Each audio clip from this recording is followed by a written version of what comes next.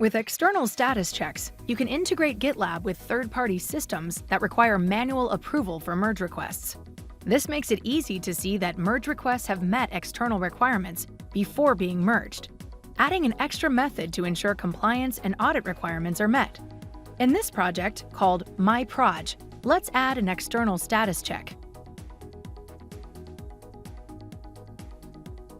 The URL we just entered in the API to check field is a call to an external system that will run a compliance check and validate modifications to this application. Let's now create a merge request, or an MR, and update the application to see this integration to an external status check in action. But before we create the MR, we need to create an issue.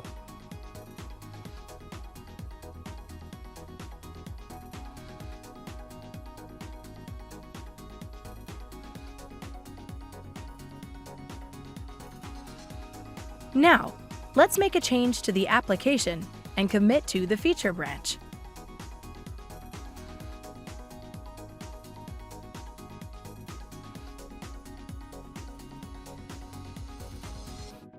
The merge request widget shows a section with a list of all the external status checks.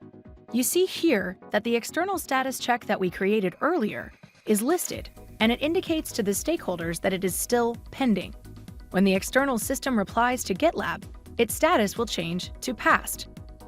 As you could see, with external status checks for merge requests, we were able to integrate GitLab with a third-party system that required manual approval for a merge request, ensuring that your application updates meet compliance and audit requirements.